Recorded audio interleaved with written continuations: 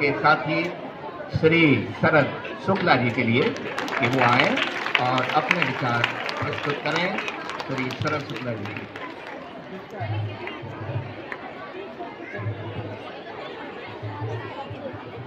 धन्यवाद आदरणीय सर।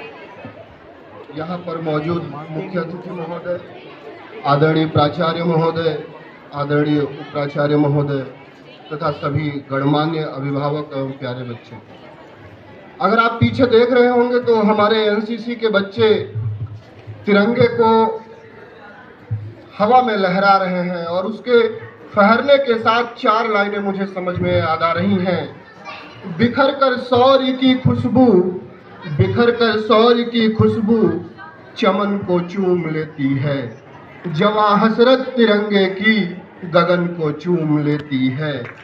सिपाही जब निकलता है, सिपाही जब निकलता है वतन पर जान देने को, वतन की धूल उड़ उड़ कर बदन को चूम लेती है। हम सब 15 अगस्त भी मनाते हैं, लेकिन 26 जनवरी की आवश्यकता क्यों है? 26 जनवरी 15 अगस्त के बहुत देर बाद नहीं आता। क्या यही एक कारण है कि हमारा संविधान लागू हुआ, इसलिए हम 26 जनवरी को 26 जनवरी के रूप में मनाते हैं, गणतंत्र दिवस के रूप में? क्या अर्थ है गणतंत्र दिवस का?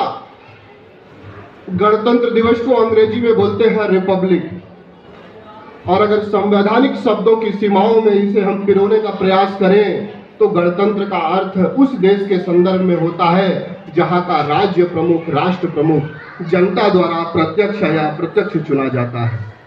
ब्रिटेन जो दुनिया के लोकतंत्र में एक बहुत महत्वपूर्ण स्थान रखता है, उसे रिपब्लिक ब्रिटेन नहीं बोला जाता, लेकिन भारत को रिपब्लिक भारत बोला जाता है, क्योंकि भारत का राष्ट्रपति, भारत के राष्ट्रपति वो जनता द्वारा अप्रत्यक्ष रूप से चुने जाते हैं। तो रिपब्लिक की जो लिटरल मीनिंग है वो यही है कि राष्ट्र प्रमुख का जनता द्वारा सीधे या अप्रत्यक्ष रूप से चुना जाना।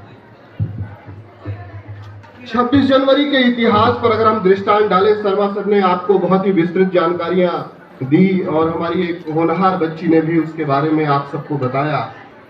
दरअसल इस दिन को विशेष दिन बनाने का उद्देश्य 31 दिसंबर 1929 को जब पंडित जवाहरलाल नेहरू, जो बाद में भारत के प्रथम प्रधानमंत्री भी बने, उन्होंने रावी नदी के तट पर तिरंगा फहराया था, जो आजकल पाकिस्तान लाहौर में पड़ता है, और वहां पर एक संकल्प लिया गया था।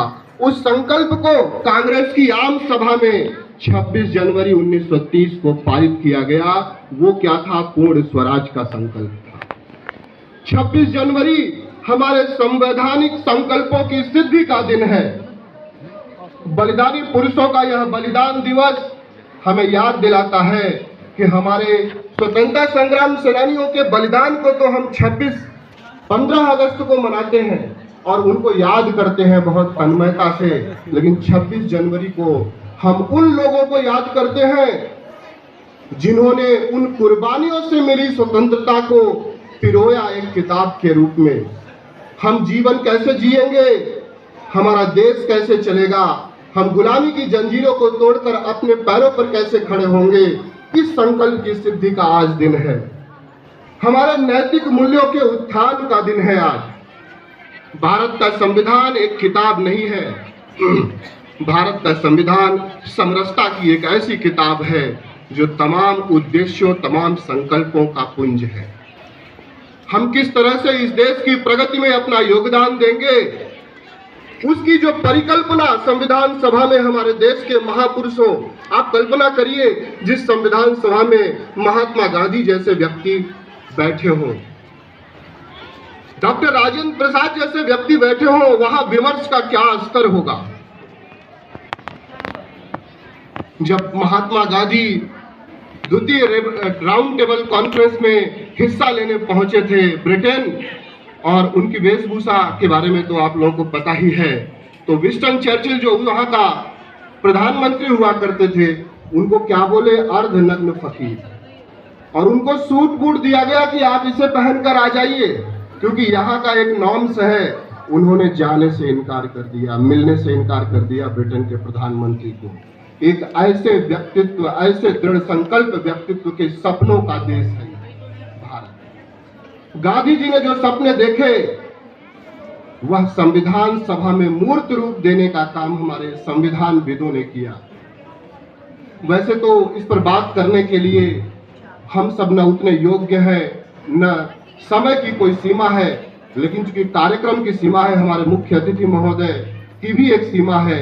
आप जानते हैं, आपसे बड़ा देशभक्त और आप लोगों के कार्यों से बड़ी देशभक्ति कोई नहीं हो सकती है।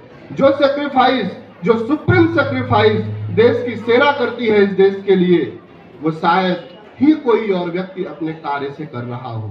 हम सब नौकरी करते हैं, हम सब शिक्षक की नौकरी करते हैं, यह नौकरी है, व्यावसायिक नौकरी है, लेकिन सेना की नौकरी नौकरी नहीं होती है पैसे के लिए। उसमें एक पैशन होना चाहिए, एक देश के लिए जुनून होना चाहिए। सेना में हर पल आपको, तो ये जो सैक्रिफाइस है, इस सैक्रिफाइस से जो मूल्य बने हैं, जो हमारे संविधान की विशेषता है, सर्वधर्म समभाव,